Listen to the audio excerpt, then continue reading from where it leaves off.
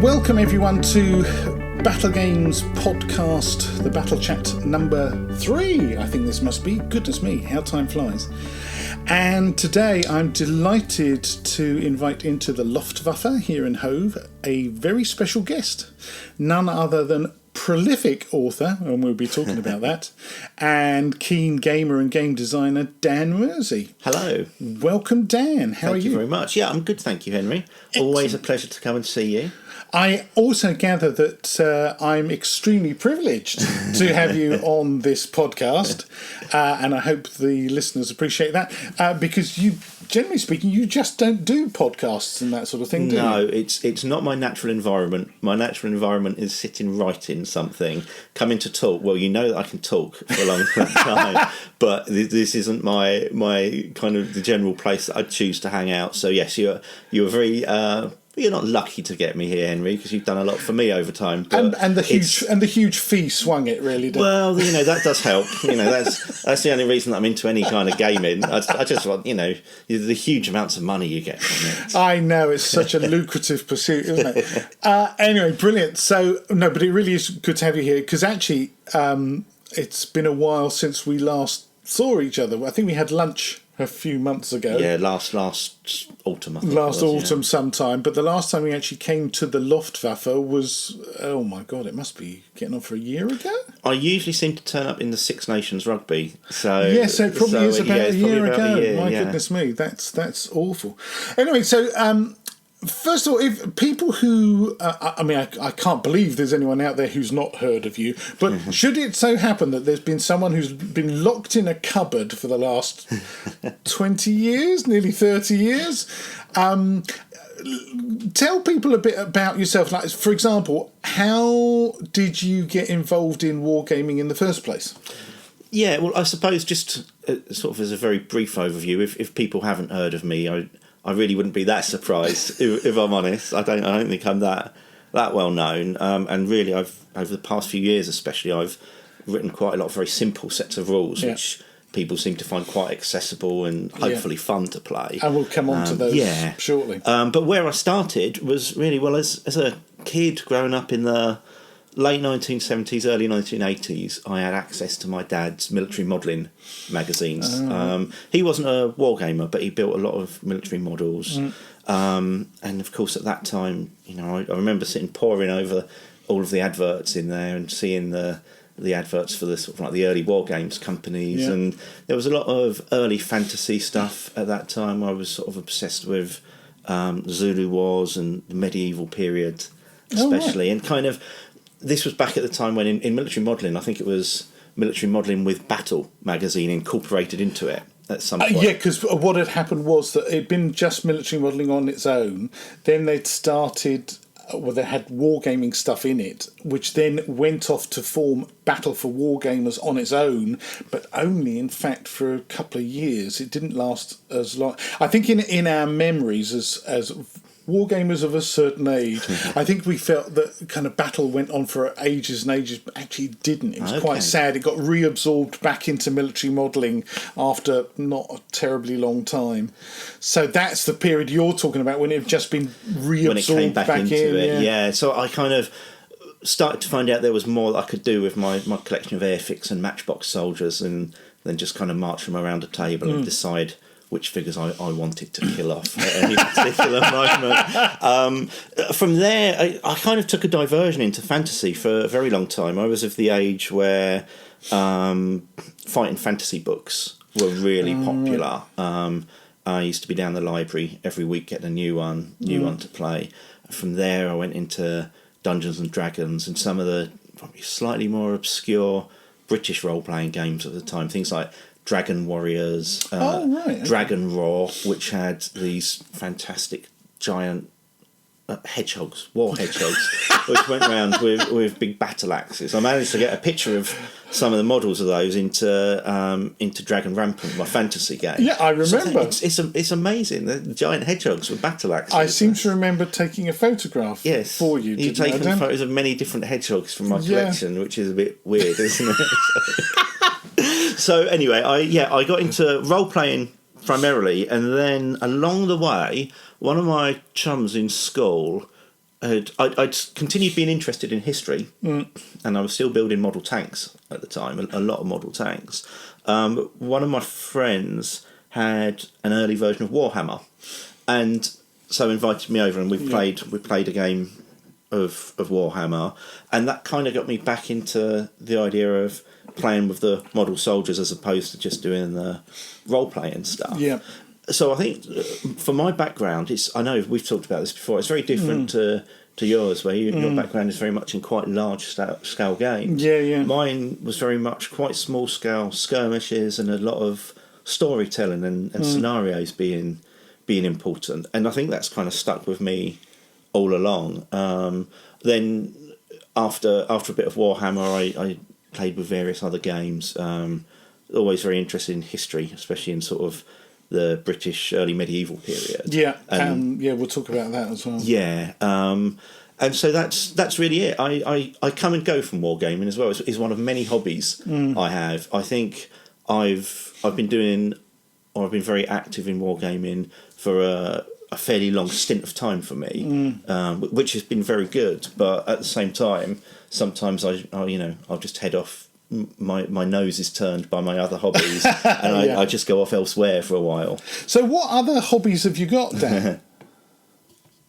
You knew I was going to ask that, didn't you? Yes. Just as you were taking a swig of water. Number one is drinking cups of water. I enjoy that. I do all sorts of things. I play guitar and various other instruments. I love board games, which is kind of linked to the miniatures hobby, but a huge variety of board games. They're the main ones, but various other bits and pieces. Because one of the other things that I've always found interesting about you is that you design games. I mean, we'll talk about your rules writing, essentially, miniatures rules writing and stuff in a bit. But you've always been interested in designing your own games, haven't you? Yes, that's right. I've produced a few board games over the years, none of which are published yet. They're in a queue to be published. Right. But yeah, I think I've been really fascinated with the mechanisms of gameplay. Yeah. And you'll see it in the rules that I write. They're not really they're not kind of straightforward, I go, you go rules where everything works as you want. I'm quite interested in finding ways to introduce a real game element to play, which kind of moves it away from being a simulation more into very much a proper type of game to me, really. But that's what I enjoy. So I love sitting down and coming up with what mechanism will work for a particular thing I'm trying to model. One of the other aspects that I think is a really important part of your background is, if you like, the academic background, which has led you to write, history books, particularly, and I'm brandishing one of your. I suppose this must be one of your early books, wasn't it, Dan? Yes, The Legendary Tales and Historical Truths of the Most Notorious Warriors by Daniel Mersey, this one's published by Conway. And it was published way back in, let's have a look at the fly sheet here. That's 2002. Oh my God, that's already 16 years ago. Don't tell me that. That makes me feel old. So, talk to us a bit about... because I think for a lot of war gamers, because of your rule sets and stuff that have come out, and your online activity and the games that are attached to your name, people have kind of become aware that, Arthurian stuff, Dan Mersey. And in fact, didn't you have something to do with the Warhammer Ancient Battles? For the Age of Arthur supplement. Stuff. I just helped out James Morris and Steve Jones, who wrote the book. They got in touch with me via Gripping Beast. Right.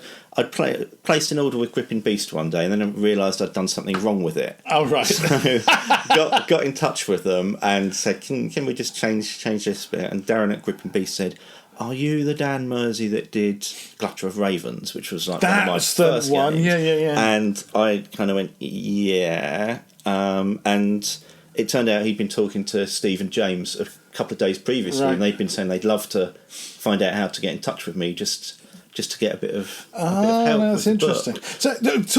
So let's sort of start at the beginning. So your interest and involvement with Arthurian stuff and that period, which we would call kind of late Romano-British, technically speaking, isn't it? How did that come about?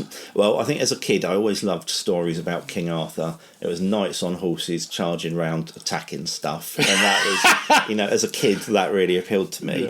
Yeah. When I was about, I think I was 7 or 8, I was forced to play King Arthur in I think it was like a May Day festival, and I think it was because I was terrible at the maypole dancing. And once they'd managed to kind of unentangle all of the children that I'd wrapped up in the maypole, and they removed me from that and put me on a throne and had me being King Arthur, which I loved because I got to have a cardboard sword that I could knight people with. Knight people with. Okay. Yeah. It was a cardboard sword. Made of very thin cardboard. And I guess King Arthur had always been there in the stories I'd read as a kid. Right. As I got older, I went to university and studied archaeology and kind of specialised in that period. Oh, right. I mean, I'm no great academic. I know you mentioned earlier about the sort of slight academic background. I'm not at all, really. I did a degree in archaeology. Right. But I know there's various times I've seen in reviews or things that I've seen online where people have referred to me as professor or doctor, and it's really nice that people might assume that, but I'm no more exactly. I'm no more than a Bachelor of Arts with honours. Yeah. That's as high as it goes for me. But really, what I found when I was doing the archaeology degree, I discovered that I was finding out about so much recent research and sitting on so much information that I realised would be very useful to gamers who were interested in that period.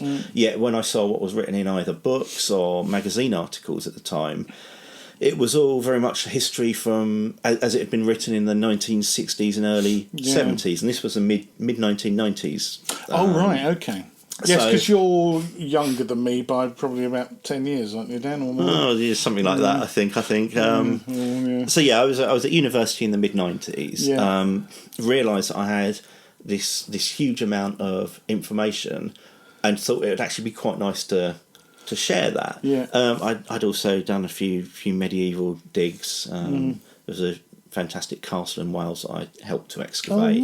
And I think my very first article was about the siege of that castle. Because also, I sorry to interrupt, but this is just occurred to me, of course, this was also the period when Time Team on the telly was incredibly popular. I mean, became that. I think that was one of the remarkable things, that an archaeology programme became primetime viewing on one of the major British channels. And it ran for years, didn't it? 20 years I think it was or something ridiculous? Around 20 years. I mean, I found it very frustrating because Time Team did a great job of making archaeology accessible, so everyone realised I didn't have a clue what I was talking about all the time. So it didn't help me in the slightest. But no, I found I had all this information that I thought would be really good to share, and I started writing articles for... mostly for Wargames Illustrated at the time, back when Duncan was editing it. Yeah. A few in miniature Wargames as well. But yeah, so really, I just started sharing the information I'd learned on my degree course, kind of getting that out there, and that led to my first little book and game was called Glutter of Ravens, which was published by Outpost Wargame Services, who are a small company, still going. You can still get the book through them as well, which is lovely, really. It is just a little booklet. There's two parts to it. The main part of it, to my mind, was it was kind of a source book of early medieval history, so kind of trying to move gamers away from what they could read in earlier wargaming books about the period, which was quite basic, and it kind of started to be not necessarily proved wrong by latest research, but disagreed with. So that was my attempt to kind of get down all of the things that I'd learned or had kind of considered myself on the course, and just sharing that information for people. Right. The other part of the book was a set of rules, which was my first attempt at rules writing, and they're you look at them now and they're very much a product of the time, kind of post DBA. Gotcha. My big influence on them was there is a guy called Andy Callan, who I know. Okay, I think he's working on rules Famous with Peter name. Dennis. Yes, he's been doing those things with Helion. Yes, that's right. Those beautiful books. Yeah. He'd written. Now it turned out at a later date he'd written his own set of rules, but I'd seen a different article he'd written in Practical Wargamer, where it was an article about command and control. One part of it was about commanding Dark Ages armies, which was about kind of like building up the aggression and the formations of your units during play. Then there were other elements to it. I think there was something in there possibly about the American War of Independence and leadership. Is that the loose files or American Scramble or whatever it's called? That set of rules must have been written by Andy at the kind of the same time. But this article, it kind of dealt with very general concepts of his views on it. And the other thing I think was something like Papua New Guinean tribesmen skirmishing. The only thing I remember about that was I think he said he had his figures mounted on bottle tops and you flicked them like Sabutio. Oh my god! Something like that. Oh, I'll have to go and look that up because I've got, as you can see on my shelves behind me, I've got every issue of almost every magazine. I will have a look at that with you later, because that was basically that was a huge influence on me. Just that one article, because it got me thinking for probably the first time about the actual mechanisms of a game. Not just, you line your army up there, I line mine up here. It was, the armies are lined up, but now what do you do to motivate your troops to get them moving forward, to keep them moving forward? My set of rules was called Glutter of Ravens, and I think, it's quite a clunky game now. There were some nice ideas in that. And Andy's own rules, I found them online sort of many years after, and the rules as he'd written them, it had taken quite a different approach to mine, but there was kind of like some sort of similarities in it, because I've been sort of inspired by that article. Glutter of Ravens, I mean, I think it did reasonably well, but I think it came out at the same time as I was starting to write magazine articles. Yeah. So it kind of all kind of grew from there, really. I did another little book straight afterwards for Outpost Wargame Services called The Armies of Medieval Burma. Oh, really? I know. That one passed me by. That's not one that many people know about. You won't find that. You won't find that on Amazon. You can get that through Outpost still. Oh my god! But essentially, there it is. Armies of Medieval Burma, AD 700 to 1300, published in 1999. £20, ladies and gentlemen. £20. You can get that for, I think it's £11.99 direct from Outpost. Oh, really? Are they still paying you royalties for this? When the occasional copy sells.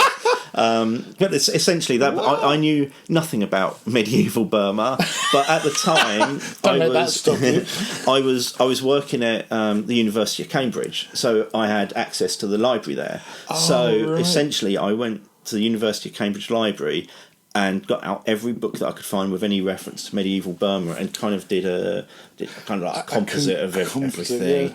Yeah.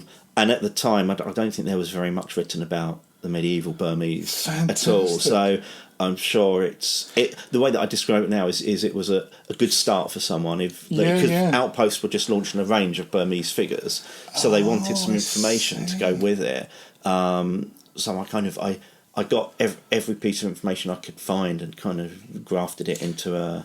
Because this is I'm racking my brain at the moment, and I seem to remember that there was either a short series of articles, I think, in Miniature Wargames about ancient Burma. Okay. People go scurrying to your collections. I'm going to go scurrying to mine. Already, that's two things now. But yes, that's really interesting as a starting point, and certainly completely different from Arthur. Yes. Very different. For a start, there were elephants. Did you get fed up with the weather when doing Arthur?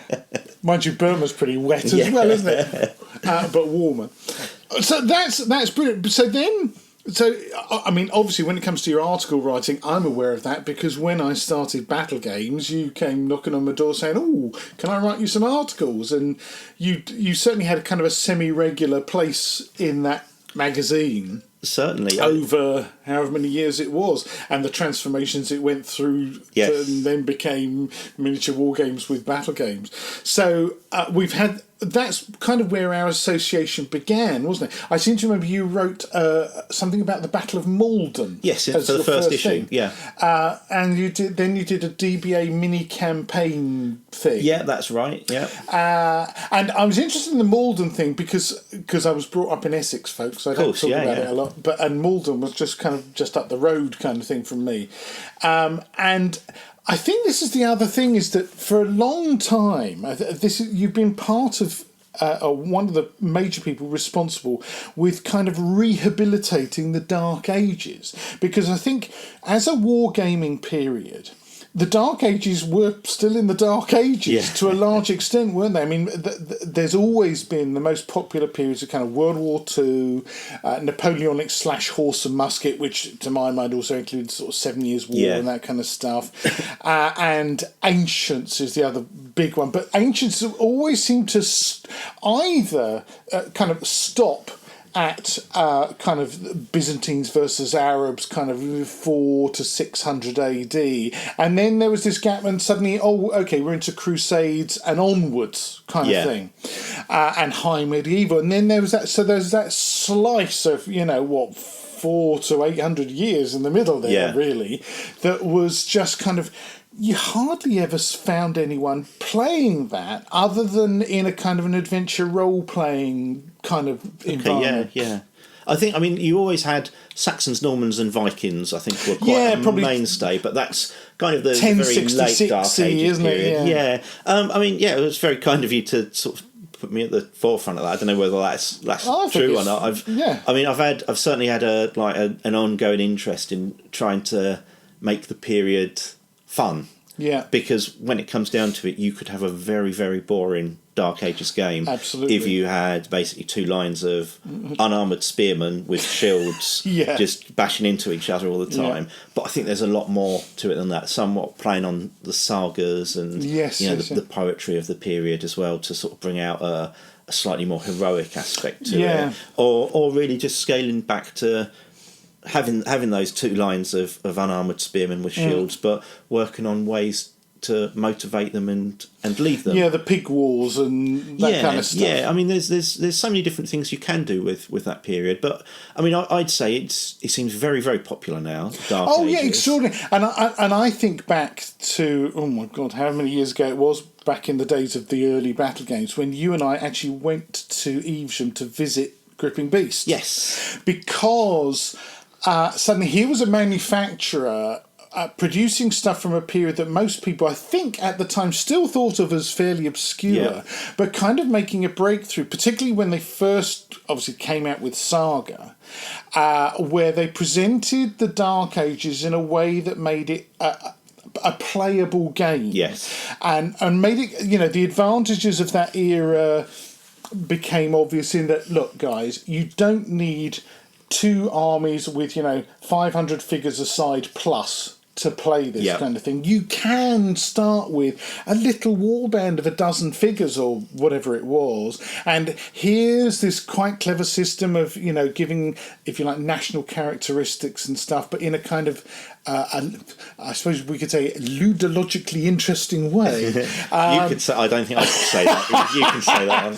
And I remember we went to the factory at Evesham, and Darren was there, and I had my first game of Saga with you, and I just suddenly realised, this is fun. Yeah. I mean, if nothing else, I can see where, even if people didn't see it as their primary period, as a pickup game at the club kind of thing, man, this thing's got potential.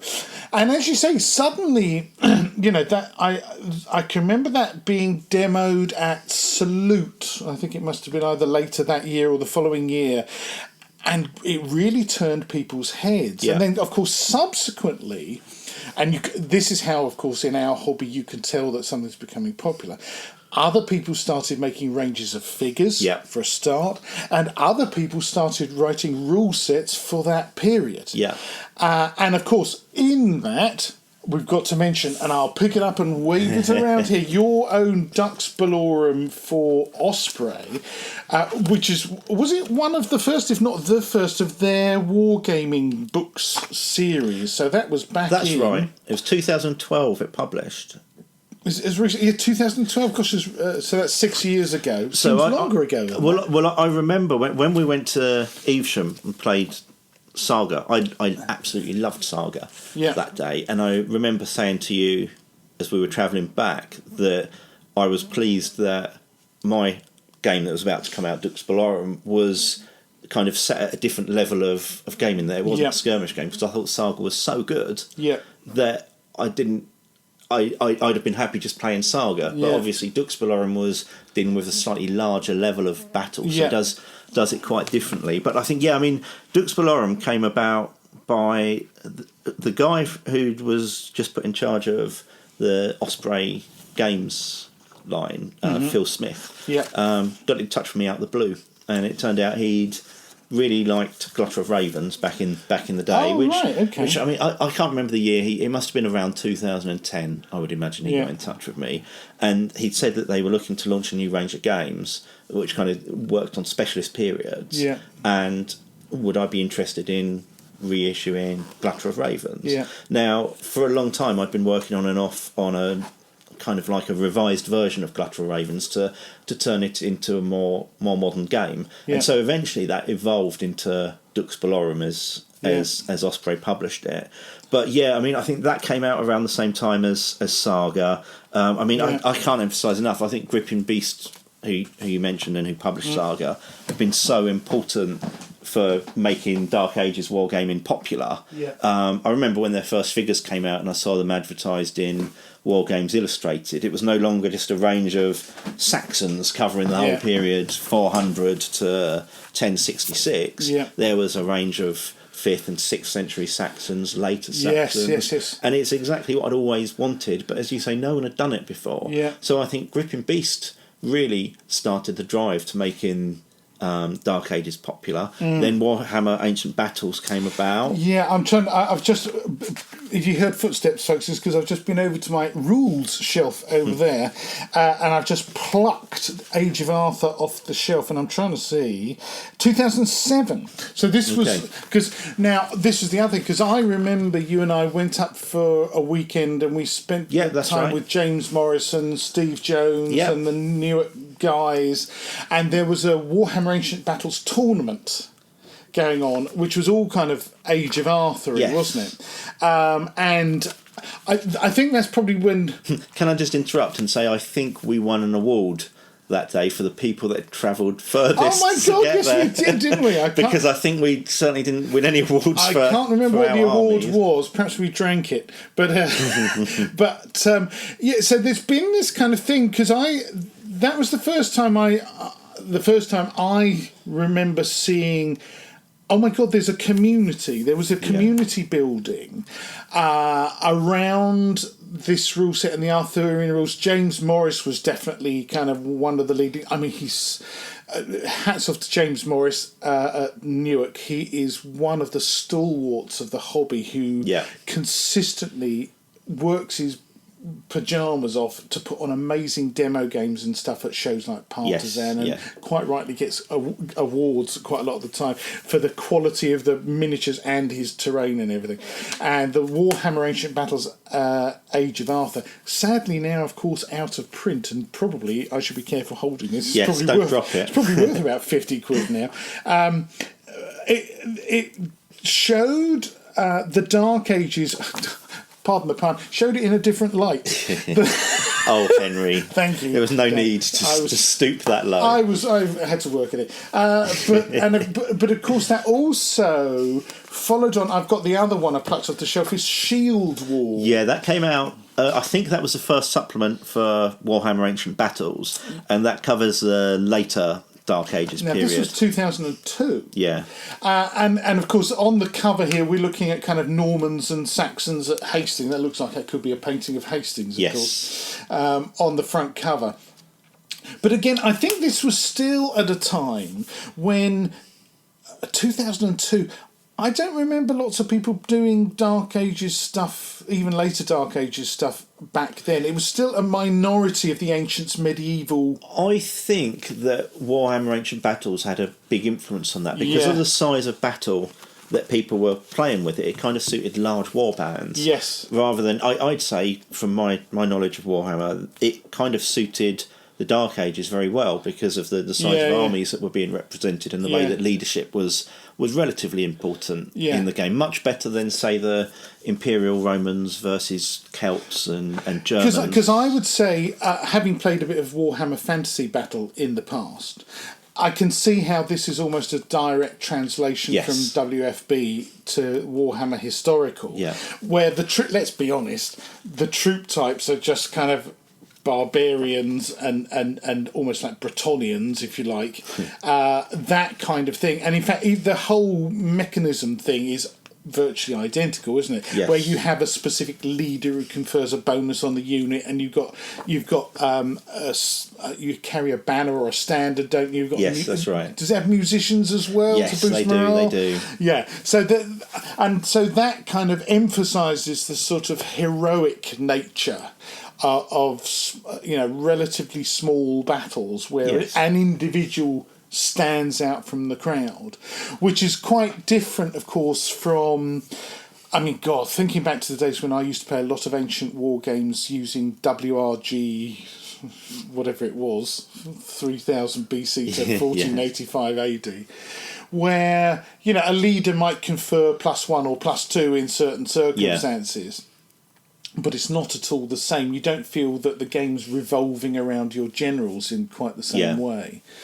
So that's interesting. So with Dux Bellorum, how do you, people who may not have played it, what, if you had to explain in a nutshell what makes your rules different from what had gone before, how would you sum that up?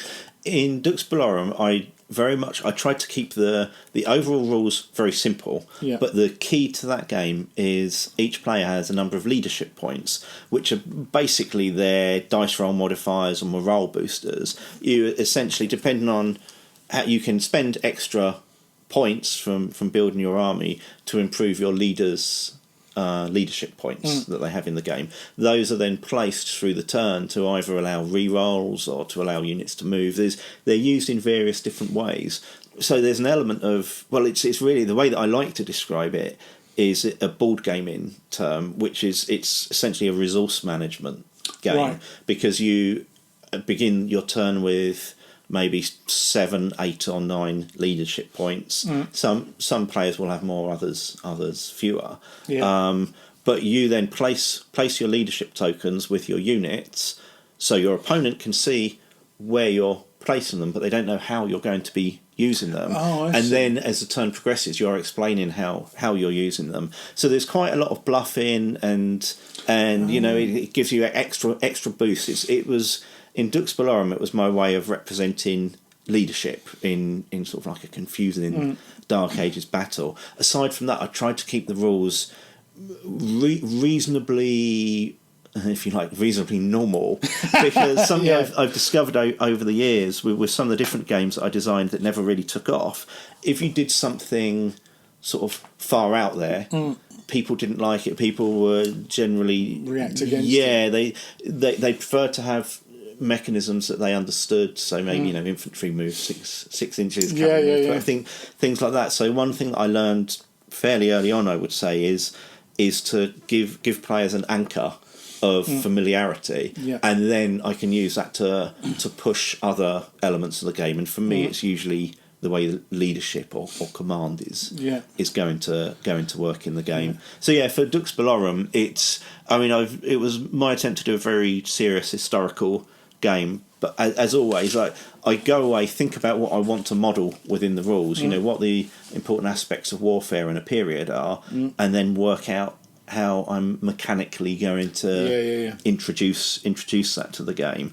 So one of the things with Dux Bellorum is I know a few people were confused because all of the armies basically had access to the same troop types. Yeah. And I think maybe if you did come from maybe a Warhammer or a Saga background, you're used to the troops acting quite differently. Yeah. But of course, for a larger scale battle in the Dark Ages, essentially, people were fighting with the same troop types. Now, I'm with you 100% on what you say there, because I remember when I was writing my Shot, Steel and Stone rules for the book. Yes.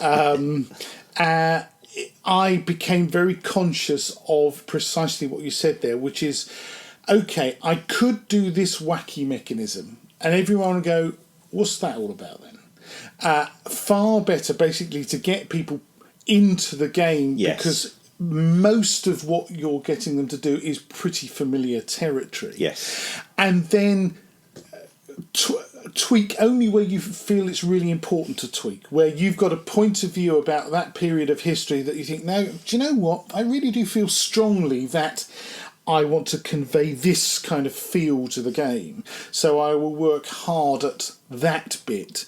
Whereas the rest of it, really, why reinvent the wheel? Yes, I mean, the one other thing that I would say there is I've always been quite conscious to try to write a new game as well. I don't much see the point in just using all of the same mechanisms that someone else has used before, because really, if I wanted to play a game that was, I don't know, a bit like Warhammer or a bit like DBA, I'd just play Warhammer or DBA. I wouldn't see the point in me investing a lot of my time in creating a slightly different version of it, but that effectively gave the same game. I think you want to do something quite different. There are times with some of my other rule sets, like we'll come on to talk about the Rampant games, I'm sure, but the engine there behind the way the game plays worked for a few. Thank you. worked for a few different periods. So I was far more comfortable kind of using the same mechanisms on the whole and just changing the bits that needed to change there. So let's move on it's smoothly to it's a signed copy, thanks mate, of Lion Rampant. That devalues it, I hope you realise. It's the, try and find an unsigned one. I know, it's what people say about my book as well.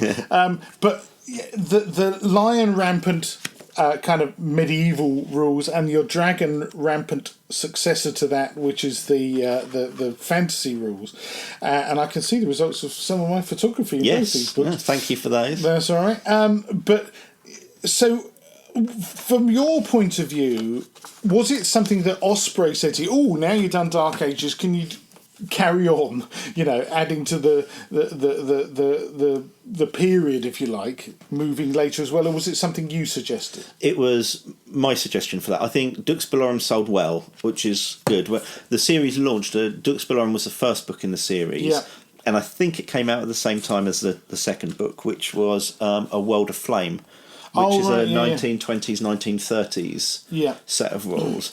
Dux Bellorum did very well. For Osprey, were very happy with how that sold. So started talking to me about if there were other games I could use. They wanted to be building this series, and for me the idea of sort of like a fairly cheap, affordable set of rules that actually worked that people could pick up in a bookshop was amazing. Absolutely. Amazing. And also, I mean, let's be honest, you do have the benefit of all that glorious Osprey artwork. And those fantastic Henry Hyde photographs. And those amazing photographs. People buy it just for the photos, I'm led to believe. Really. Silly people. But yes, all that glorious Osprey artwork at your disposal. I mean, as an author writing books for a company that doesn't have access to those, I gnash my teeth slightly. And I think it was very clever of Osprey to come out with something that matched the kind of men-at-arms format and could therefore go in the same display racks in shops. And it gave, I mean, hats off to Osprey, because it helped really give the hobby a fillip at a time that it needed it, I think. Suddenly people in ordinary bookshops were being confronted, they might have a vague interest in military history or whatever. They look at the Osprey things and suddenly they find, what's this wargaming stuff? And Dark Ages as well. And I think that was a tremendous step forward. So, you know, all credit to Osprey for taking the risk. And then, you know, Lion Rampant, the same thing. You've got these glorious illustrations and fabulous photography. Actually, not all of it's my photography. There's some beautiful stuff from the Perry twins here, I recognise. I thought it was very important, as you've said, these are books going into bookshops. You have a limit in terms of a word count to write to fit the format. I've always tried to be really careful to present kind of, as I see it, the best set of rules that I can give someone, but which is also a complete package. So I've approached people that are good painters, good photographers, because I'm kind of aware that these books will be in non-gaming shops as well. So I want to make the hobby look appealing. Absolutely, and it does in these, doesn't it? In terms of the rules themselves, so you just said you'd like to write different rules when you know approach these things. So in what way was Lion Rampant a move away from what you'd done in Dux Bellorum? Well, Lion Rampant is a much more light-hearted game, I'd say. I describe it as it's a set of rules for refighting Hollywood fantasy. Right. That's not to say that I didn't put a lot of research into it. You know, the medieval period's one that I've looked at over many years, and there were lots of ideas in that rule set that had been kind of bubbling around with me for a long time. And sometimes I dismissed them as no, that's just too simplified. I don't think people will want that. And then over time, different ideas came together, and it kind of turned into a cohesive system for me that I thought played quite nicely. But yeah, I mean, it's a game that plays up to stereotypes of the medieval world. So you know, you'll have your longbowmen there who are just shooting away at anything and everything. Crossbowmen are maybe less likely to shoot, but if they hit you, you know you've been hit. Now that the way I've handled medieval knights, I think, has confused a few people over time, because they're actually quite hard to get to move around. If they do move, if you get them to charge something, there will be carnage, as it should be. But the way I figured it was these were a set of rules for refighting skirmishes, and through my reading and research, and also just something that I wanted to do to make it more interesting as a game, was to make the knights work very well when they got into combat. But I also was thinking, you know, these guys were the nobility. Are they really going to have that much interest in protecting a hay wagon, or making sure going out and collecting the taxes themselves? So I figured that in a medieval skirmish game, it would be very interesting to have them there as a very powerful unit, but one that isn't particularly well suited to skirmishing. Now, if I know some people play the game as a larger, representing a larger battle, and in that context, the knights probably don't move as much as you'd want them to. But to my mind, when I play the game, I'm actually more likely to take a unit of mounted sergeants, because when you read the accounts and look at the people who were in garrisons and things like that, you had more mounted sergeants doing this kind of, doing the dirty work, rather than the nobles going out and doing it themselves. And there's kind of like a bit of a paper scissors stone element to it as well. All activations are dice based, and there's different actions you can take in the game. So there's a value for moving, value for if you're a unit launching an attack, or if you're the unit defending, there are different values that you need to score on the dice. So there's, without needing to give too many difficult rules to learn, just kind of tweaking the different stat lines for different units gave me a huge variety. And I'm really happy with Lion Rampant, because I felt like all of the units acted in their own way. And part of the key to the game is unlocking what unit. It's kind of knowing what you need to achieve in the scenario and working out how to use your units to do that. So, for example, if one of your unit activations fails, your turn ends.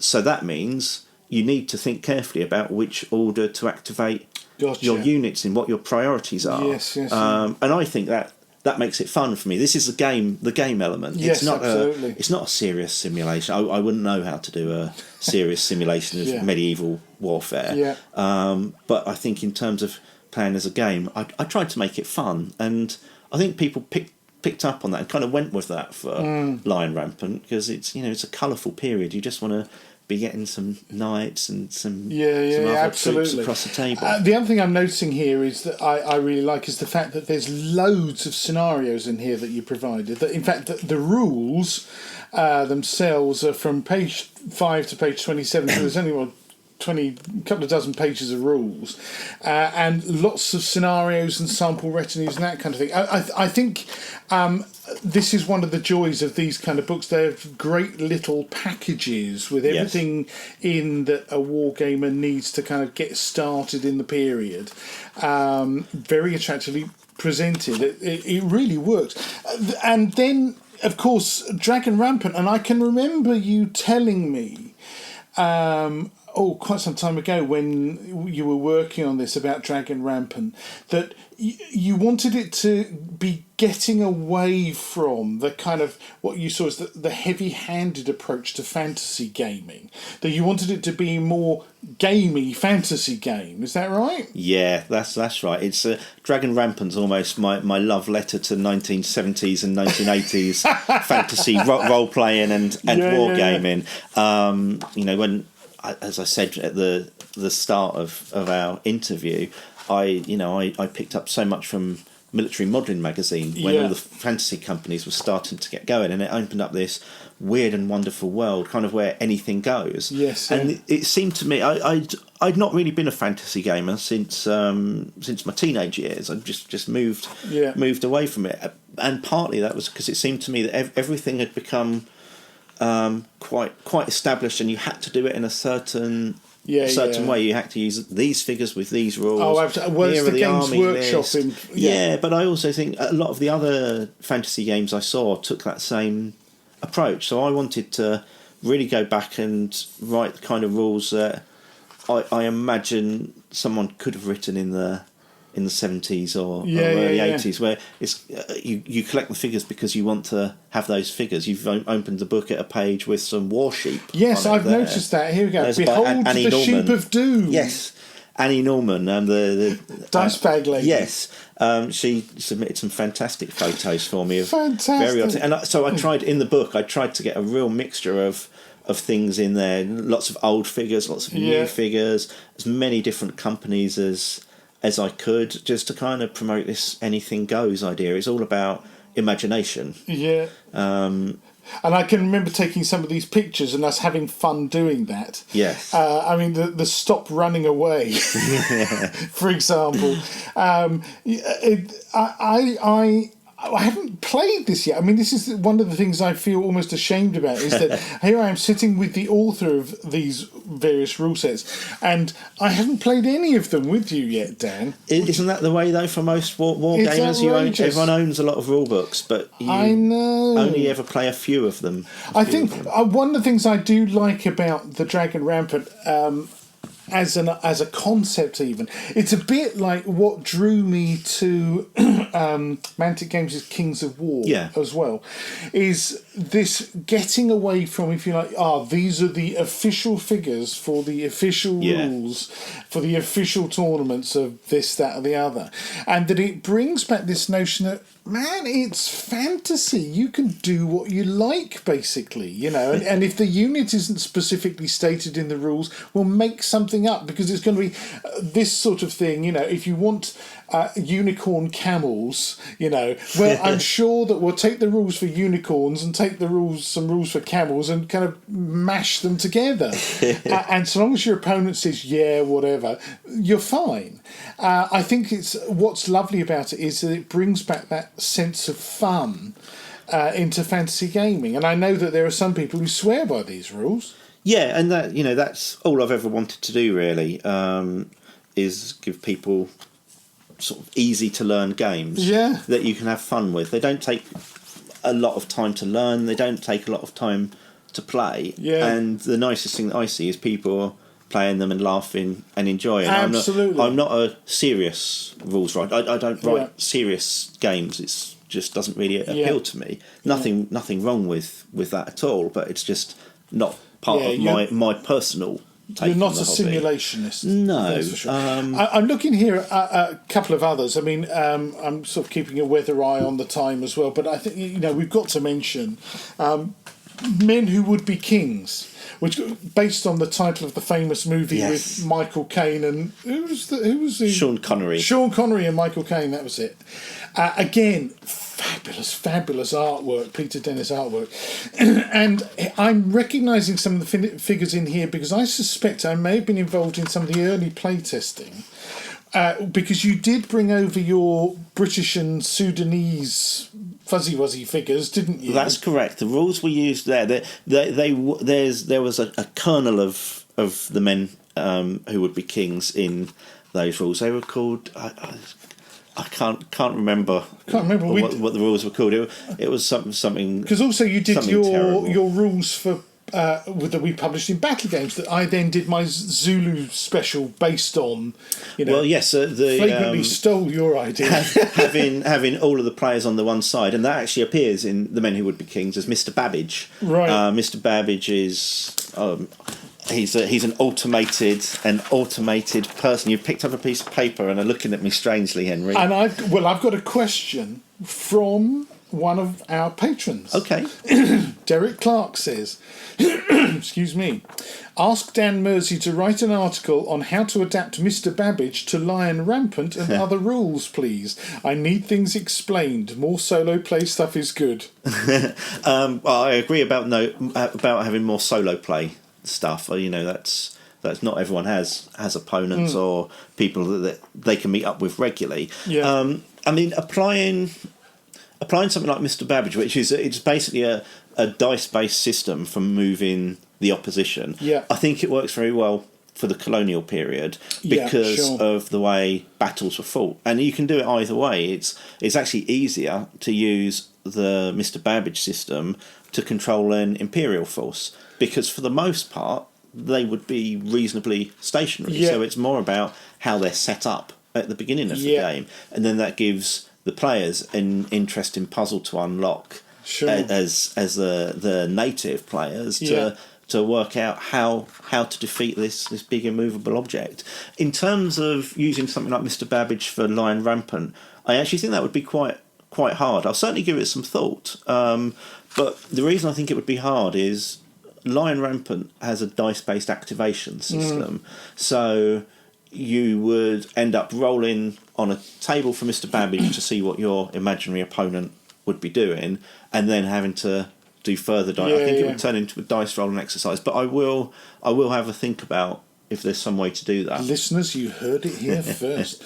Because funny enough, I've just, as you're talking, flicking through the Men Who Would Be Kings, and I've noticed one of my photographs with my British and Zulu setup. I think that's one day when you absolutely butchered me in a game. Just one day? Just one of the days. Just one of them. Yes, Dan's had an unfortunate reputation when it comes to his die rolling. It's those dice you make me use. I think is it the white ones that you give me? It could be the special ones on white every side. The special white ones. That's right.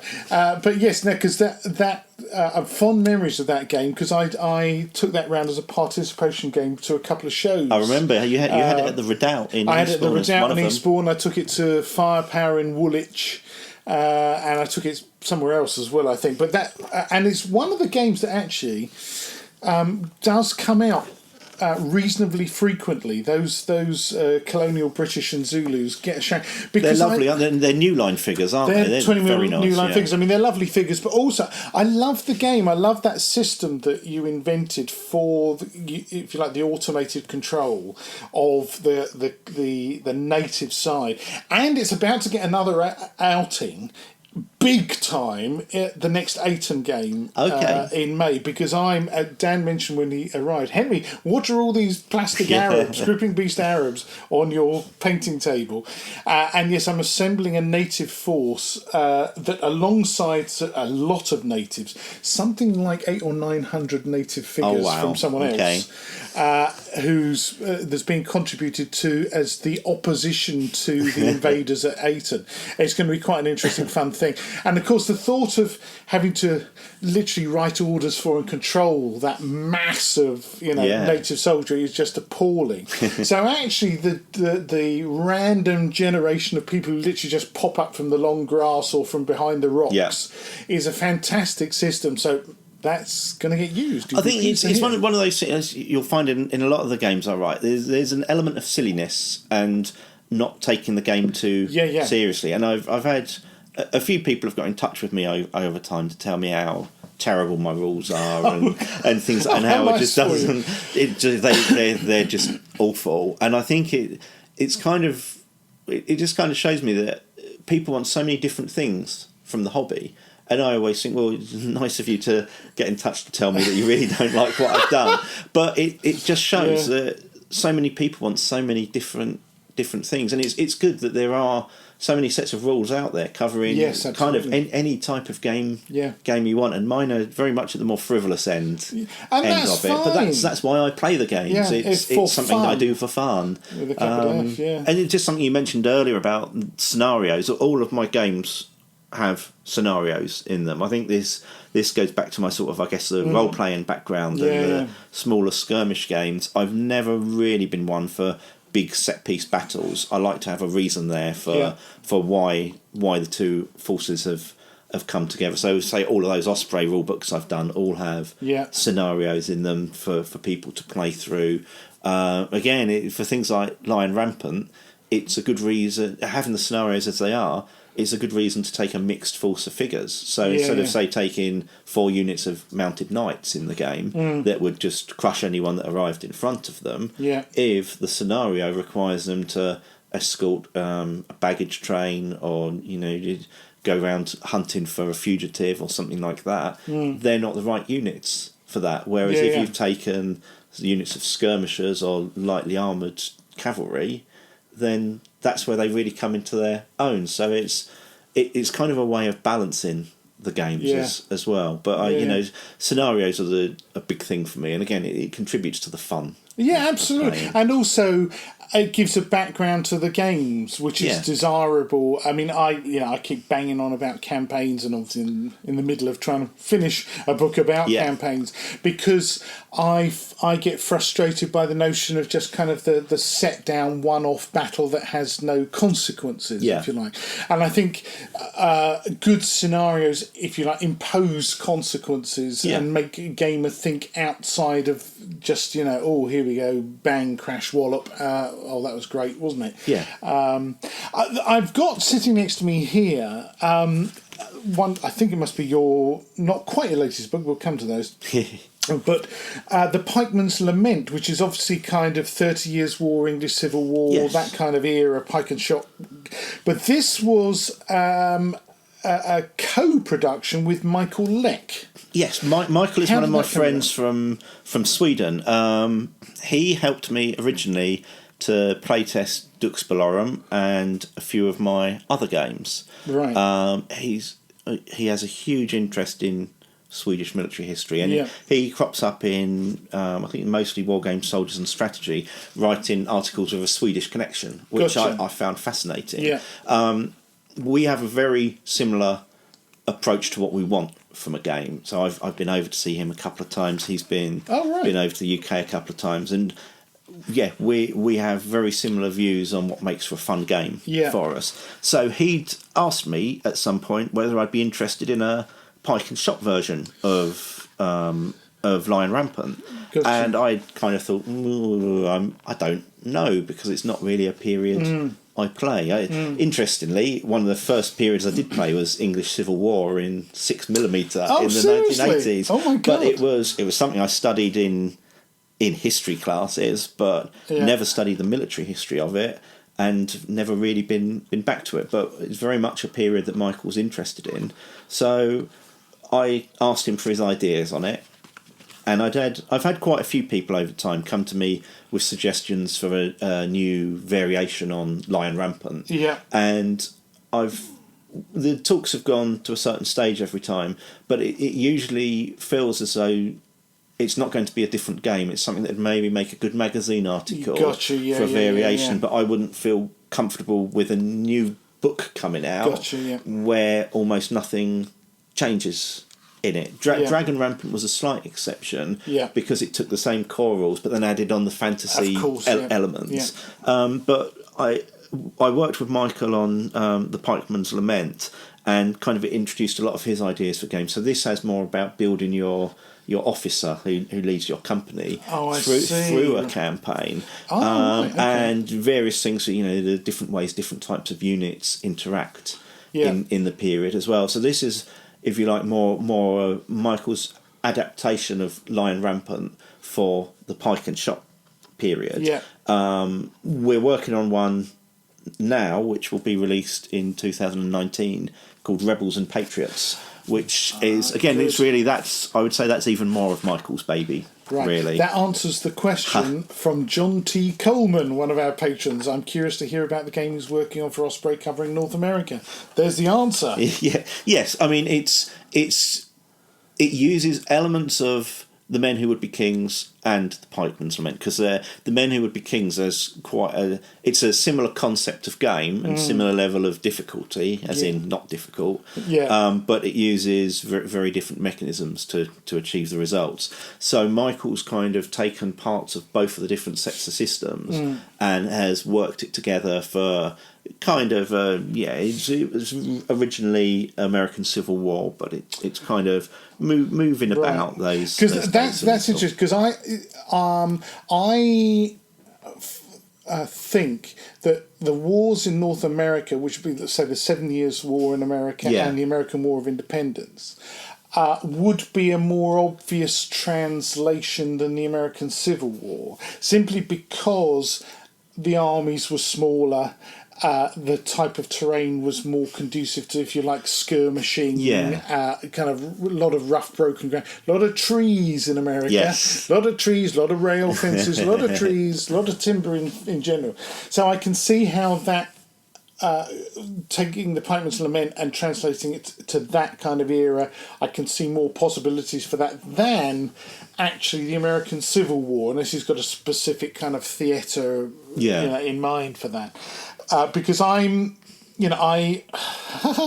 some people may remember that I've got quite a lot of 10mm American Civil War figures sitting over there somewhere waiting to be painted to play Big Battle ACW, which is what I have to say, I've always enjoyed Big Battle ACW. I'm not a Small Battle ACW kind of person at all. I'm much more interested in the manoeuvre of big brigades, divisions, corps, that kind of stuff. For that period, for some reason, but I think that's also to do with because it's that transition from horse and musket actually to rifle and cannon. And rifled cannon at that. The ranges are longer. The mass of soldiery is part of, if you like, the atmosphere of the game. So I'm also quite interested where the Pikeman's Lament, because it's derived from your stuff, which I've always associated with kind of those, Warhammer-sized battles, where you might be talking about, say, between half a dozen, at the most a dozen units per side. That would be kind of in the ballpark, wouldn't it? Whereas, obviously, if with Michael's 30 Years' War background, obviously, there were some big battles in the 30 Years' War. So is he also interested in portraying some of those big, the Brighton-felt size of game, or is he looking at more the kind of localised battle? It's very much localised battles. I describe it as, I call it skirmishing, because in real life the battles represented here would be skirmishes, but we both know in the games world, skirmishing can mean many different things. So I think we've kind of settled on the term big skirmish, which is a bit woolly, but kind of tells you that you're not dealing with 6 to 10 figures per side, but you're also not dealing with large lines of big bodies of troops. You're dealing with something it's that almost could be a in couple of hundred men. Perhaps. It's kind of in the sharp practice. If you want to two fat larders equivalent. I think that's correct.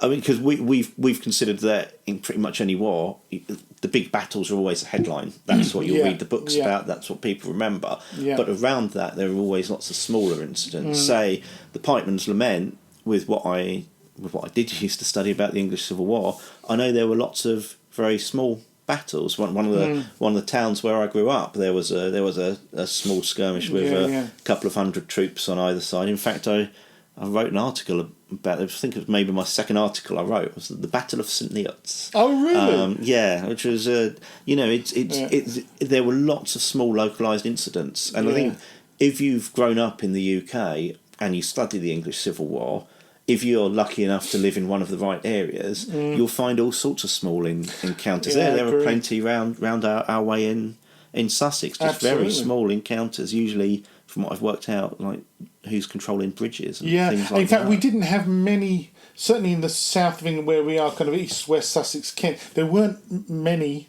I'm trying to struggle, if any, major battles in the No, there was the Siege of Arundel. There was the Siege of Arundel. For our area, and then I guess you had Basing House up further north. But most of the, what I think of as big battles in the English Civil War, we're talking Midlands and further north. Yes. Edgehill's Yorkshire, isn't it? Well, I used to live in York, which was besieged, and there was a lot going on around there. But I figure as well, around the sieges, there's always lots of small skirmishing. Yes, absolutely. So that's the level of game that these things are aimed at. Yeah. But I think temptation for many people is to play that game, but think of it as a larger scale battle, which is fine. How well the rules work for that, absolutely. I'm never so convinced because of how I've written it. I've written it for a smaller scale. I mean, we sort of call that bathtubing. Yes. Which is something that, back in the day, Charles Grant was doing in his tabletop teasers and that kind of stuff, where he'd have Fontenoy, but he'd only have a dozen units in the battle, per side in the Battle of Fontenoy, which was actually a huge battle. I want to, before we leave your rule sets, I mean, one of the things that's screaming at me is that you've kind of been coming forward in history. Is there any chance of you actually going backwards in history and producing what I would call a pure ancients set? I've considered it. As you know, Henry, I always have lots of different ideas bubbling around, which, depending on my own enthusiasm at any given time, we could produce anything. The nice thing for me is I'm a hobbyist. I'm an amateur rules writer. My real life job for a long time was writing. Yeah. So, and there were many things people will have read that might have had my hand behind it, but you'd never see my name on it. So this was very much my hobby, and because of that, it's meant I can do what I want. Yeah. If I don't want to be writing any rules, I don't have to be writing rules. If I want to write yet another Dark Ages set, I would write yet another Dark Ages set. So it kind of depends on my whim at the time, almost. All of the rules I've produced have been because I've wanted to play games in a certain period and have struggled to find a set of rules that really work well for what I want. It's not to say there aren't lots of good rules out there for any given period, but they've not quite worked for me. So I've just thought, well, I'll go away and do it myself, and then when I've done that, I'll share it with some other people and see what they think, and if they like it, then I'll that's a very noble motivation. I'm just going to, because we're sort of getting towards the end of our time, I'm just going to flash. I've got a clutch here. Please don't do that. No, I've flashed some books. I've got a clutch of 4 books that came out almost simultaneously from Pen and Sword just recently. Where's the first one? So let's, chronologically, if you like, we've got the early Roman, a Wargamer's Guide to the Early Roman Empire. We've got 1066 in the Norman Conquest. We've got the Anglo-Zulu War, and then the Desert War of 1940 to 43. All for Pen and Sword, all in their new series of A Wargamer's Guide to. All of them, let's have a look. Oh my God, they're all about 120, 130 pages, that sort of size. And all of them for $12.99 a pop. So that's your advert, Dan. Thanks. Well, first of all, how did it come about that you got asked to write these? And secondly, how come they've all come out what seems like simultaneously?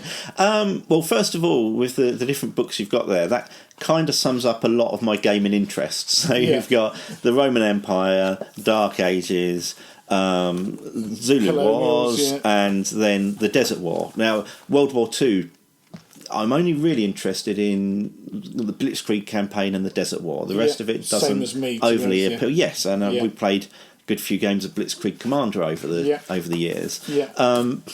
So how they came about, I was chatting to Phil Sidnall at Pen and Sword a few years ago now, and it turned out Phil and I had worked together many years ago, back when I was working for a military history publisher and he was working for the book club, and we'd had a few dealings then, and then I kind of lost track of him, and then I can't remember how it came about, but I realised that he was at Pen and Sword, so we just started chatting about stuff. And as you know, Phil is a gamer as well. Absolutely. And he'd come up with the idea. He's looking for ways to expand the wargaming list, which has your book in it, and your future books will be there as well. So we talked about the idea of Wargamer's Guide to a Certain Periods, because these are things that, as you know, they've been tried on and off by different publishers and different people over the years, and I think we'd all agree they're hard to get right, get the right balance. So we just chatted about it, and he asked how I would do it, and well, how I would do it is you will see if you get the book. But the key thing for me was remembering that it was a book for war gamers. It's not a light history book. It's not military history. So I felt it was really important to try do things like discuss some of the rules that are available, discuss some of the figure ranges, try to give a flavour of scenarios. Now they were hard books to write, because who do you pitch it at for a start? It's not a beginner's guide. It's not a veteran's guide. By the very nature of publishing, and no matter how you've written it, it's always going to be described by the publisher on the back of the book as suitable for beginners and old hands alike. So you kind of get caught between the two. And so I really just sat down with them and thought, well, what do I actually think would be interesting? Don't want it to be a beginner's guide with one of those like introduction to what a war game is or anything like that. If people want that, they go to your wargaming compendium. That's the kind of book that you'd go to for that. So I've tried to, rather like I did with Glutter of Ravens, that very first book, it's kind of like assembling information that I think will be of interest to people. So covering some of the rules that are out there, a very, very much a brief snapshot of the history. For some of them, there's some painting information. I mean, you've seen my stuff. I'm no great painter, but just some basic ideas for people. Is really just something as a little bit of a primer to either get you into a period, or if it's a period you like, just maybe to give you a little boost and a few different ideas. I actually think they're really good. I mean, this is not just because you're sitting there, because I tell you, I'm the kind of person who, over my lifetime in interest in military history and wargaming, I've played probably most, if not all, periods at one time or another at least once. And there are certain periods that I focus on. I'm a big horse and musket man, obviously. But also, I used to play a lot of Ancients back in the day. And I'm this year, 2018 goal is I want to play more Ancients. And so your book, for example, I'm holding the one here on the early Roman Empire, is a great one as a refresher. Good. That was the idea. Me to pick up and go, early Romans, well, I've got quite a few hundred Bacchus figures waiting to be painted. Still waiting to be painted. Need a bit of a reminder about the Roman army, their formations, what their tactics were and organisation and that kind of stuff. Plus, as I've noticed here, a really useful further reading list. That's one of the keys to these books. I'd say, if you wanted to find out about formations and tactics, I give an overview in these books, but as much as anything, it's about seeing what other books I'm recommending, because I can't cover everything in the books. Again, there's a word count that you have to stick to. So I've tried to balance everything as best I can within the brief I'm given, and then hope that if that's interested people enough, they will go off and do that extra. I'm a big believer in people going and doing some research. It's great that there's lots of stuff which allows you to just pick up and get started, but I really base it on what I've enjoyed over the years. I've loved the research I've done and hope that a lot of other people do. So I'm just trying to help people along the way. I can see how it's kind of a distillation of your experience playing the. I mean, just randomly, my fingers fall into page 66 of the early Roman Empire. One of my favourite pages. One of your favourite pages. Very smooth. But you've distilled down ideas for how to get a balanced game. So, for example, this is the idea of checklist for any player battling against the Romans. In addition, the following ideas may help you to bring more balance to your games, such as set up a table with plenty of difficult terrain, offering Rome's enemies opportunities for ambushes or to lure Roman units into unfavourable terrain such as woods and marshland, and so on. So that's really great, because as someone who's thinking, right, I haven't played Romans versus Barbarians game or whatever for ages. Barbarians very ferocious, but Romans ruthlessly efficient and likely to butcher them. So what can you do to set up a game that's going to be seem fairer to both sides? And little tips like that, fantastic. That, and I think that's the difference it makes, that you are a wargamer, not just a historian, because a historian would say, these were the battles that were fought, and so that's what you should do. Whereas we know as wargamers, a lot of historical battles weren't at all fair. And that's the thing, like the advice I'm giving there will be based on all the reading I've done on countless battles the Roman Empire fought, and trying to pick out the things that made it interesting. Absolutely. So the different elements of a battle that made it stand out as one that maybe the enemies of Rome won or almost won. But then the other thing in that book is really about the Roman civil wars. I mean, as a war game, that's amazing thing to have. A civil war as a game is I mean, that can be very, very well balanced. Absolutely. The last thing on this particular clutch of books, I was so glad to see that you did one on the Desert War. You very kindly donated some of your Desert War stuff to me. Perhaps you forgot. No, I think you have my old GHQ stuff. Yes, don't you? Yeah. I mean, that's one of those things about that. The whole World War II in the desert thing. Nice big wide open spaces, and we both share a love for those beautiful GHQ 1/285 scale models, which are just exquisite little things.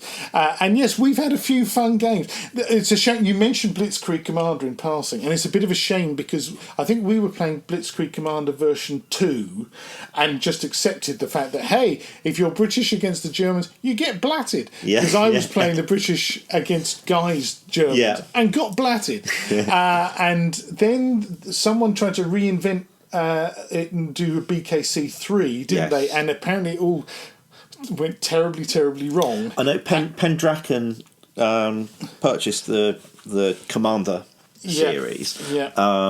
And I think that there's been a few issues with it. I know I sort of looked through some of their early drafts just because I'm an interested Blitzkrieg Commander player, and the book itself looks great, and I think there's a lot of streamlining. But off the top of my head, I think the issues were maybe with things like the army lists. Yes, I think maybe there points was values. The problem was getting balanced games again. I think that was the thing. And but Pendraken are sorting I know they're still working out. Bless them. I mean, and Leon, bless his heart, Leon Pendraken, lovely lad, and he came straight out and said, right, what we're going to do is completely revamp and reprint, and they've done 5,000 copies or something.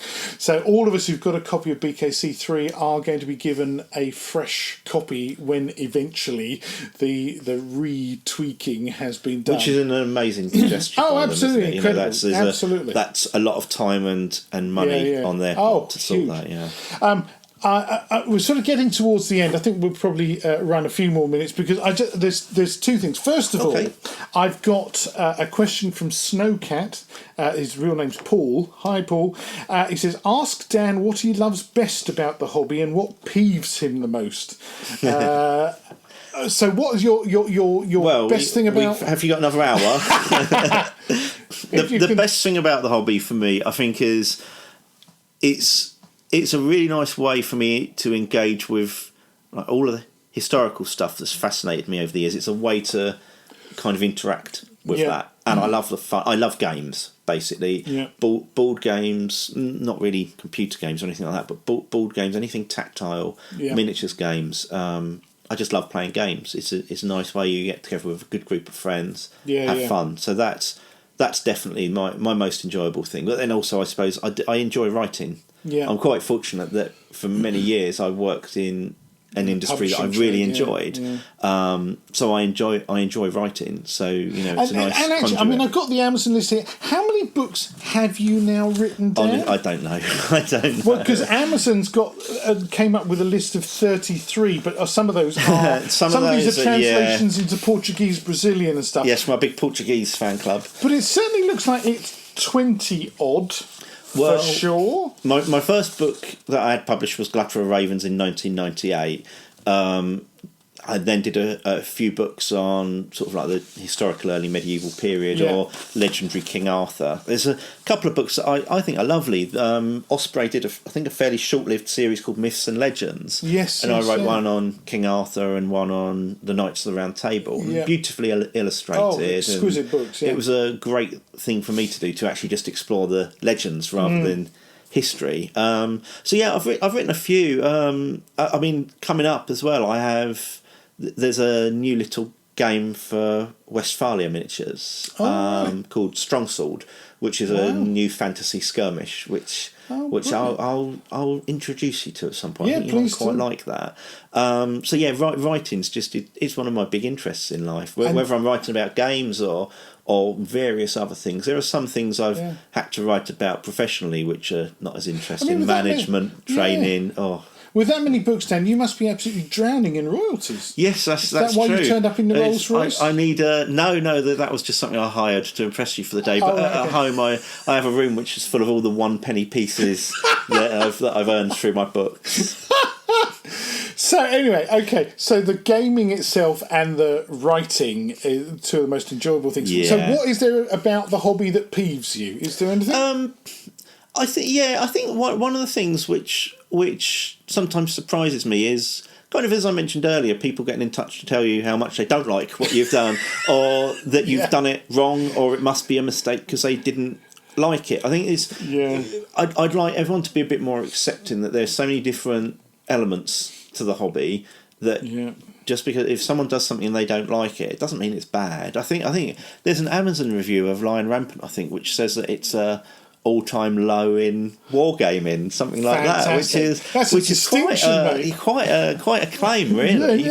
And so I think it's sometimes that I have discovered over time, because I'm quite light-hearted about it, and light-hearted about most things. I think people take it really seriously, and maybe sometimes I'm like the wrong person in the wrong place. I don't know, but for me it's something which is enjoyable and fun, and I've discovered that there are a lot of people out there who are far more serious about their gaming than I am, and that's it. It's fine. People should, it's their hobby. They should do it how they want. But I'd actually quite like the hobby to be like a bit more accepting of all the different. Oh, absolutely. All the different people. Yeah. I mean, I, as you know, I mean, we share this opinion that.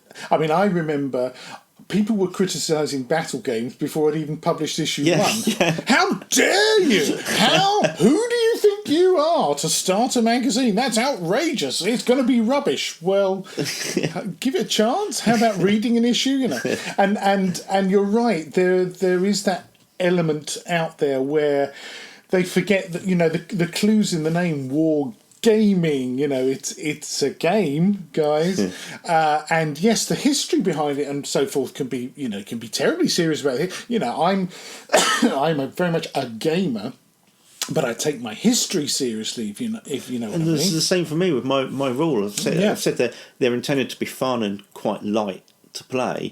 That doesn't mean I've not researched the period behind it, but I've distilled down into the basics that I want to keep. I think. Pretty much anyone could write a huge game encompassing everything they knew about the period, but I think there's a real real skill in being able Absolutely. to distill it down into something manageable. And that kind of editing and distillation is what takes the time. I mean, it took me 4 years to write my first book. It's taken me 4.5, getting on for 5 now to write my second book. Oh, my God. And a lot of that time has been spent thinking about, well, yeah, I could just go and splurge everything, but that would be utterly indigestible. What's the point of just reproducing my research? No, you've got to distill that down. That's half the thing about writing anything, actually, is the editing. So, but anyway, so I'm kind of with you on that pet peeve, which is people lighten up, and I'd also, as you say, be more accepting in all kinds of ways. I mean, there's still, to my mind, I still see shocking levels of sexism in not just the miniatures gaming hobby, but also in board gaming, and there have been some terrible incidents online. And one hesitates to say about racism too can rear its ugly head. One of the things I'm interested in is how few people of colour there are involved in the wargaming hobby, and is it because of the kind of history that our games are representing that basically means we are kind of projecting a very much a white male, image of history. And that's an interesting point. When I came to write the Colonials rules, the Men Who Would Be Kings, I love colonial gaming. I'm very interested in the history of the period in a certain way. And the one thing I definitely didn't want to do was create a game that accurately recreated colonial history, because that wouldn't be a fun game for me. Yeah, absolutely. So that's why, especially for that game, I focused more on the kind of like the Hollywood, kind of the kind of dare and do Victorian adventure, because that's, when it comes down to it, that's actually what I enjoy about the period. It isn't really the history of the period. It is more about the films that I've seen. I completely agree. I mean, there's a lot of things about the reality of colonial warfare that are pretty distasteful. I think we can say that, and wouldn't be a good game. If you want a game that's of interest, you need to create a balance. It's the storytelling. I think this is the thing. It's the storytelling aspect. But anyway, that's a big subject for another time. I don't want to drift it too much into political dark waters there. But anyway, so I think just to kind of sum up, because I can see that we've gone beyond the normal length of this podcast and beyond what we thought we were going to be chatting for. Do I get time and a half for this? Talk to my accounts department. She'll tell you to off. But anyway, first of all, I want to say, thanks so much for coming on, Dan. I mean, it really has been fantastic to chat about so many things, and it's quite interesting because actually a podcast has given us the opportunity to kind of focus on stuff that you've done in a way that you don't normally do in an ordinary conversation, because you might mention one or two things and then it drifts off and you're faffing about doing something else. There's normally much better things to talk about than me, aren't there, really? And obviously needed to set up a date for the next time for you to come up to the Loft of Affa to get thrashed at something. But although I seem to remember the last time you came, you didn't get thrashed. I think I got thrashed. You did. It was Blitzkrieg Commander. It was Blitzkrieg Commander. You've not played it since. Yeah, that's right. I abandoned it. It's been really tremendous having you on, and I can see actually there's more we could talk about, so I hope you'll come back another time for us to chat about some more things. Just before we go, I don't know how many people know that you've now actually got employment with PSC Games. Yeah, that's right, which is the kind of board game wing of Plastic Soldier Company. Yes. And Mad Will, bless his heart, must be one of the biggest butterflies in the hobby, who has these mad ideas. Oh, yes, I do some of that, and oh, yes, I do some of that. And finally, he's had the good sense to bring you in to kind of, put oil on the waters, calm everything down, and try and create an overall strategy for the Plastic Soldiers kind of board game output. Can you just quickly sort of tell us a bit about what your role is in that? Yeah, of course. I mean, essentially, I work with Will. We're a small company. There aren't many of us there. Yeah. He'd produced a few board games over the past few years, as you know, and I think he was struggling to keep that going alongside the Plastic Soldier element of the company.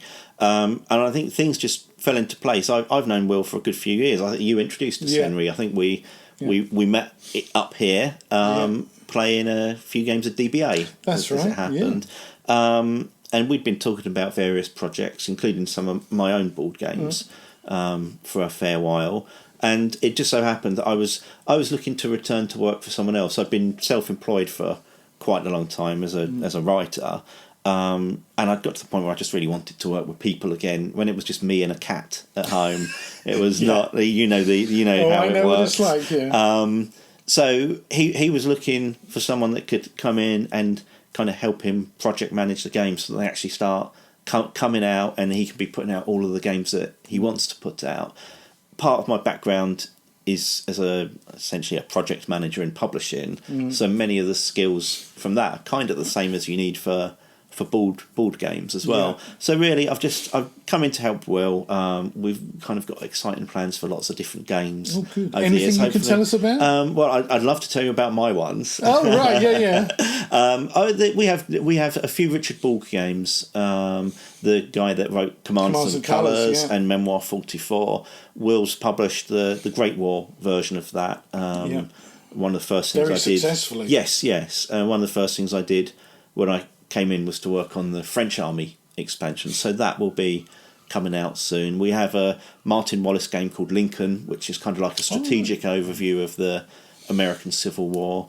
Ian Brodie is sort of a board games phenomenon with his Quartermaster General games.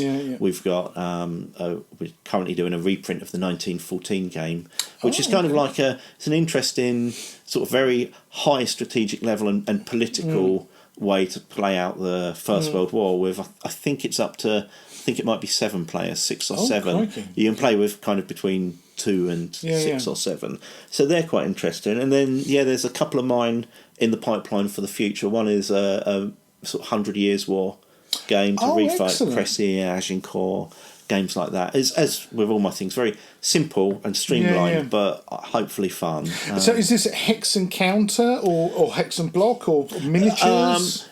Some of that I think will depend on. We use Kickstarter for many of our games to not so much to ensure that the project happens, but to mean that we can make the components as good as we can for the level of interest in the game. Like if we went round making games with loads and loads of plastic components, but that only ever sold a couple of 100 copies, I think I'd be out of a job quite quickly. So it's a way of kind of gauging the level of interest in the game and being able to up the components when we see how many people want it. So for my 100 Years War game is called Arrowstorm. It's based on it's actually on a grid, but it's an offset grid, so very similar to Hex is. And I think it could have plastic figures if the Kickstarter goes very well, but the core idea will be counters for it, but beautifully illustrated ones if I have my way. Oh, fantastic! So it's been really good fun, and it's nice to be working in the hobby as a writer and editor. I've worked in the hobby for many years in the background for many people, but actually to be like in-house at a company is really, really exciting thing to do. And also, I mean, as an outsider, I would say that's a nice bit of cachet for Will at PSC as well, because you are a respected name in the hobby and in the rules writing field. And I think that people prick their ears up when they know that, so Dan's involved with PSC Games, is it? Well, that would be nice. I'll talk to him about my about a raise, I would say.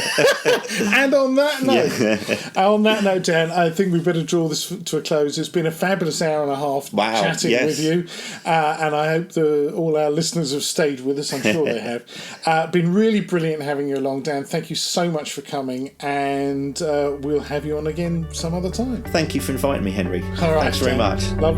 Thanks for coming, and hope everyone's enjoyed it. Cheers, everyone.